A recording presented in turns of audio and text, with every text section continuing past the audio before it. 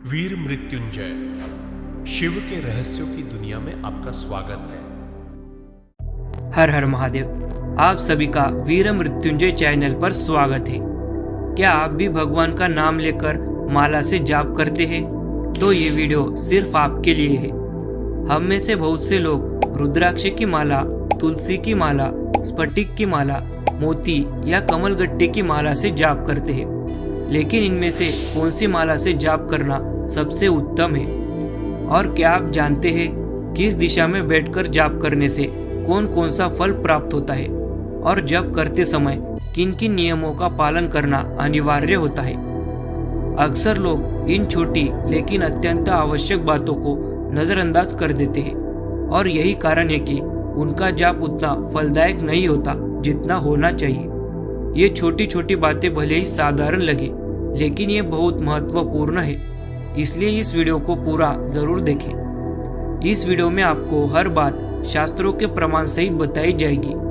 अगर आपने यह वीडियो बीच में छोड़ दी तो हो सकता है आप एक बेहद महत्वपूर्ण जानकारी से वंचित रह जाएं। लेकिन यदि आपने इसे अंत तक देखा तो इसका सबसे बड़ा लाभ आपको ही मिलेगा। तो चलिए सबसे पहले हम जानते हैं कौन सी माला से जप करना सबसे फलदायी माना गया है। उंगलियों के अग्रभाग पर जप करने से उसकी संख्या के अनुसार फल मिलता है। उंगलियों की रेखाओं पर जप करने से 8 गुना फल मिलता है, जबकि पुत्रजीव की बीजों की माला से जप करने से 10 गुना फल मिलता है। छोटी गांठ से जप करने से 100 गुना, मूंगे की माला से 1000 गुना, स्फटिक की माला से 10,000 गुना तथा मोतियों की माला से लाख गुना फल मिलता है। कमल के बीजों से जप करने से 10 लाख गुना तथा स्वर्ण की माला से करोड़ों गुना फल मिलता है। कुशा की गांठ से बांधे गए रुद्राक्ष की माला से जप करने से अनंत फल मिलता है।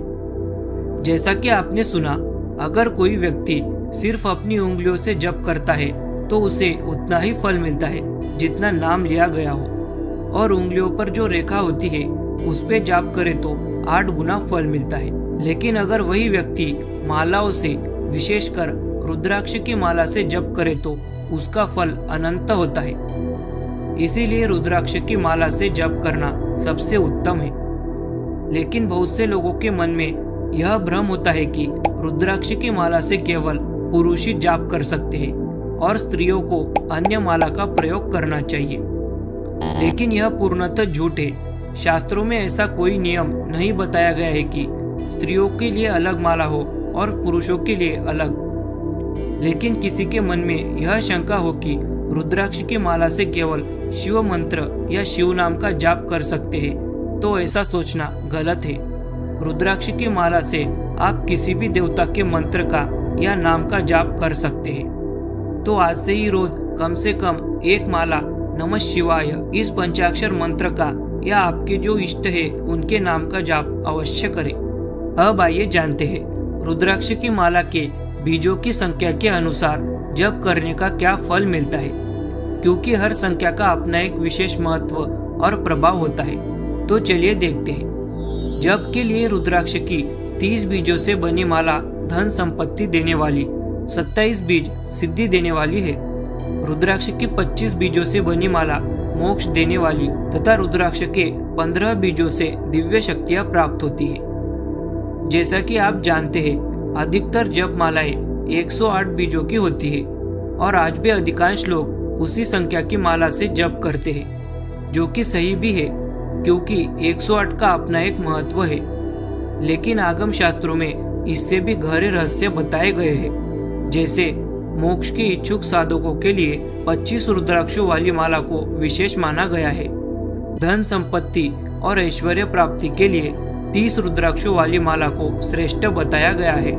इस प्रकार हर माला की बीज संख्या उसके फल का निर्धारण करती है, और यही कारण है कि आगम में अलग अलग उद्देश्य के लिए अलग अलग बीज संख्या की मालाएं बताई गई है, और उनसे मिलने वाले फल भी अद्भुत और चमत्कारी होते हैं। अब आइए जानते हैं किन किन स्थानों पर जाप करने से कैसे कैसे चमत्कारी फल प्राप्त होते हैं। घर के अंदर जप करने से सामान्य परिणाम प्राप्त होते हैं। गौशाला में किया गया जप 100 गुना फल देता है तथा वन या बगीचे में किया गया जप 1000 गुना फल देता है। सुंदर पर्वत पर बैठकर किया गया जप 10,000 गुना, नदी के तट पर किया गया जप लाख गुना, मंदिर में किया गया जप करोड़ गुना तथा शिवलिंग के समक्ष किया गया जप अनंत फल देता है।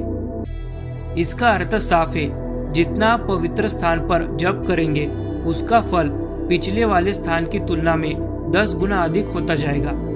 लेकिन शिवलिंग के समक्ष बैठकर जो जप किया जाता है उसका फल कितना है यह केवल स्वयं भगवान शिव ही जानते हैं, क्योंकि उसका कोई सीमा या माप नहीं है। अब जरा कल्पना कीजिए, अगर आपने रुद्राक्ष की माला हाथ में ली हो और नमः शिवाय इस पंचाक्षर मंत्र का जप स्वयं शिवलिंग के सामने बैठकर किया हो तो उस जप का फल क्या होगा आप उसका अनुमान भी नहीं लगा सकते। वह फल अनंत, अकल्पनीय और सिद्धिदायक होता है। इसीलिए कहा गया है जप का सर्वोत्तम स्थान शिवलिंग का सानिध्य है। तो जितना हो सके शिवलिंग के समक्ष बैठकर जप करने का प्रयास जरूर करें। अब हम जानते हैं कि किस दिशा में बैठकर जप करने से क्या क्या फल मिलता है। अगर आपको भी इस विषय में कोई जानकारी नहीं है तो आइए अब जानते हैं जप करते समय दिशा का क्या महत्व होता है और कौन सी दिशा में बैठना सबसे फलदायक होता है। पूर्व की ओर मुख करके जप करने से आकर्षण शक्ति प्राप्त होती है और दक्षिण की ओर मुख करके जप करने से गुप्त शक्ति उत्पन्न होती है। पश्चिम की ओर मुख करके जप करने से धन की प्राप्ति होती है और उत्तर की ओर मुख करके जप करने से ज्ञान और शांति मिलती है। यह बात आगम में स्पष्ट रूप से बताई गई है कि जप करते समय मुख किस दिशा में हो, इसका सीधा प्रभाव आपको मिलने वाले फल पर पड़ता है। अगर आप पूर्व दिशा की ओर मुख करके जाप करते हैं तो आपके भीतर एक ऐसी आकर्षण शक्ति जागृत होती है जो लोगों को सहज रूप से आपकी ओर खींचती है। यदि आप पश्चिम दिशा की ओर मुख करके जाप करते हैं तो आपको धन और भौतिक समृद्धि की प्राप्ति होती है। ऐसा जप व्यापार, नौकरी और लक्ष्मी प्राप्ति के लिए लाभदायक है। दक्षिण दिशा की ओर मुख करके जप करें तो यह गुप्त शक्तियों और साधना के लिए उपयुक्त होता है। इससे साधक के भीतर विशेष ऊर्जा उत्पन्न होती है। और उत्तर की ओर मुख करके जप करें तो उससे ज्ञान, ध्यान और मानसिक शांति की प्राप्ति होती है। इसलिए कहा गया है हर दिशा का अपना एक विशेष प्रभाव होता है। आप जिस दिशा में मुख करके जप करेंगे उसके अनुसार ही आपको उसका फल मिलेगा। अब तक हमने जाना कि जप के लिए कौन सी माला सबसे उत्तम होती है, किस दिशा में मुख करके जप करना चाहिए और किस स्थान पर जप करने से फल कई गुना अधिक हो जाता है। लेकिन अब हम जानते हैं जप करते समय किन बातों का ध्यान रखना चाहिए और किस अवस्था में जप करना शुभ माना गया है। सिर पर जुड़ा या सिले हुए वस्त्र पहनकर कंठस्थ अवस्था में सिर के बाल खुले रखकर गले में कपड़ा डालकर गंदे हाथ और शरीर के साथ तथा रोते समय जप नहीं करना चाहिए। जप करते समय क्रोध, नशा, प्यास, तंद्रा, रोना, थूकना नहीं चाहिए। कुत्ते और नीच व्यक्ति को देखना भी वर्जित है। खाते समय, सोते समय, चलते समय खड़े होकर अथवा अंधेरी गली के गंदे स्थान पर जप नहीं करना चाहिए। पैर फैलाकर अथवा मुर्गे की तरह बैठकर जप नहीं करना चाहिए। गाड़ी या बिस्तर पर बैठे हुए भी चिंताग्रस्त और उत्तेजित व्यक्ति को जप नहीं करना चाहिए। जैसा कि आगम शास्त्रों में स्पष्ट रूप से बताया गया है, जप करते समय कुछ बातें अत्यंत आवश्यक है, जिनका पालन न करने पर जप न केवल निष्फल हो जाता है बल्कि कई बार पाप का कारण भी बन सकता है। जब आप सोने की स्थिति में हो, चलते फिरते या अशुद्ध अवस्था में हो तो कभी भी जप नहीं करना चाहिए। गंदी जगह पर बैठकर गंदे हाथों से माला लेकर किया गया जप वर्जित माना गया है।